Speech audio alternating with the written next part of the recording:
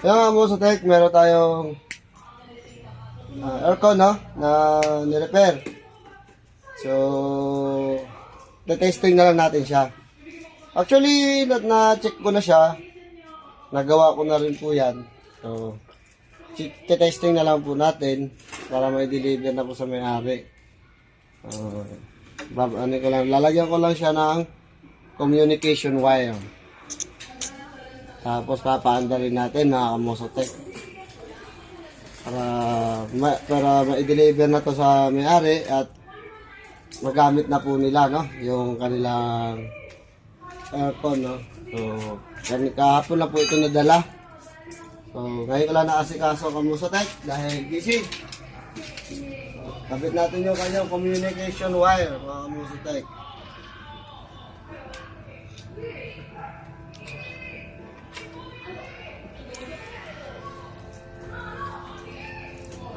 Gamit ko lang ha, tapos papaanda rin natin ito.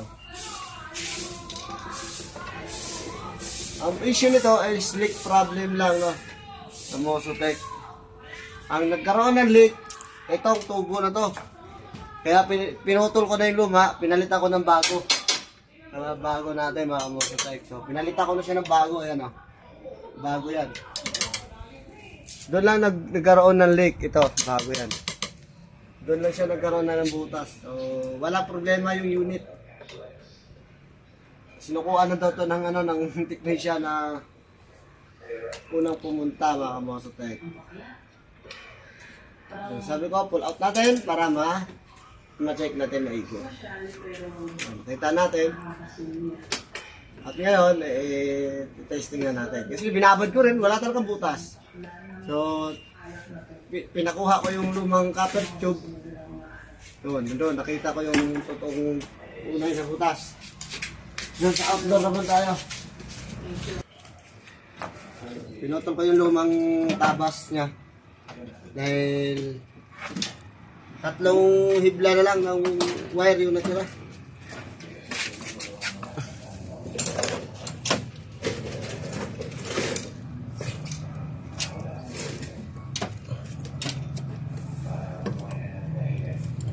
Hindi naman kayo malilito dito, basta alam nyo lang kung saan ito ilalagay yung tagging puwet niya. So mas maganda kung magta-tagging na lang kayo or color coding.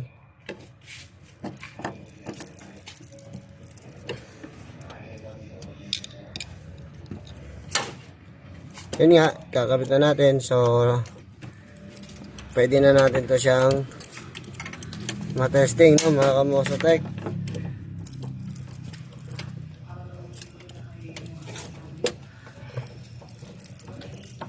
So ito naman, huwag na natin ito ikabit. Ground lang naman to eh. Siksik mo lang yan dyan. Okay na yan.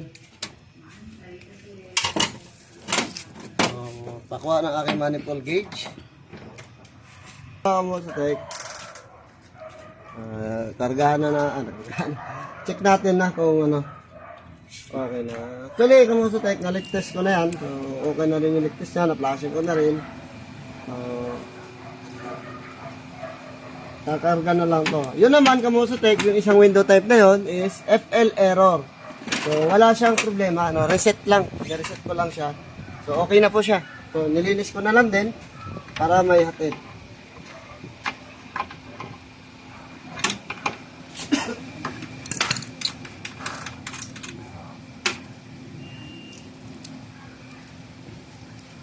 Kapit natin siya kamosotek.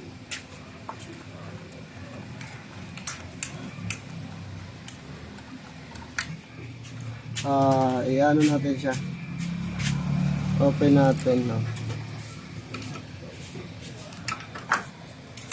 Kasya.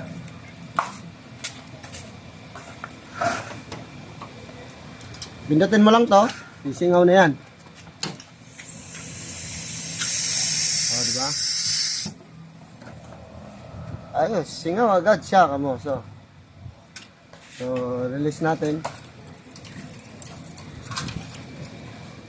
Pre, pakin na yung R32. Siya ng bagong preyon. Release ako lang siya ng bagong preyon. Kasi naubos nga ito. Dahil may nagkaroon ng problema to. So pinalitan ko na siya bago na ho yan. So, tuturo ko na rin sa inyo kung paano mag-pump down. So, balik muna tayo dito, Kamosotek. Update natin to dito. Kamosotek, kumandar na. Ito yung FL error ng Kondura. Halos parehas lang to ng carrier. Yung gagawin nyo, konting kaalaman, para hindi na kayo tumawag na technician. Pag nakakita kayo ng FL error, pindutin yung mode and then yung down ng temperature. Compress nyo yan, dalawa sabay. Babalik yung numbers ng temperature. Okay na po yun. Goods na yun. So ito okay na. So ayos. Pwede na siyang i-deliver. Okay, patayin na natin. Para i-check naman yung isa naman, i-testing natin.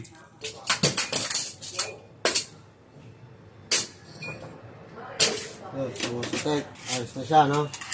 Hintayin na lang natin umandar para makuha natin yung tamang karga ng Freon. Ayos. Yun, Kamosotek. Gumana na. Mandar na po yan. No? Mandar na siya. Mandar na rin yung compressor. Ayun, malamig. Malamig siya, Kamosotek. Yan, malamig na. So, gumagana na siya.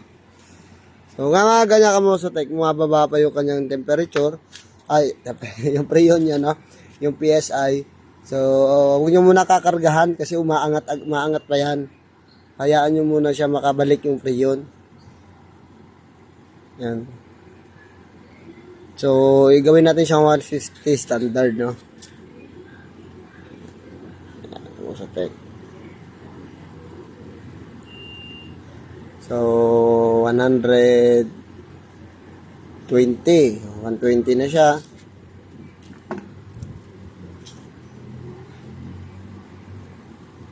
Goods na yan, Kamosotek. At pumalo na siya sa 125. Iano na lang natin siya. Sasakto lang natin siya ng 150. Targa natin.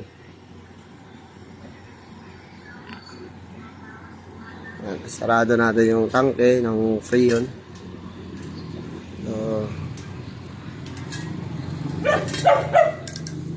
150 na, di ba, Kamosotek? Ayos. Tapos na siya, Kamosotek, no? So, ayos na. Okay na siya, Kamosotek. Ayos na siya. Goods na siya, no? So, mainit na rin yung buga. Mainit na rin yung kanyang condenser. Kamosotek. At rin po ang kanyang buga. Ayos, di ba? So hintayin na lang natin to tumulo ng tubig ito. Lagay natin diyan. Hintayin natin siya magkaroon ng tubig. So naka number 16 siya, no.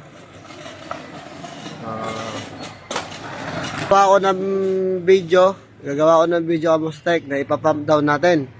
Para sa gustong mag-pump down or mag-cleaning ng pump down, ibaba yung unit. So, meron silang ideya para mapanood tayo yung ating video. Yun lang mga Kamosotek, no? Ayos na to. So, goods na. Salamat sa inyong panonood.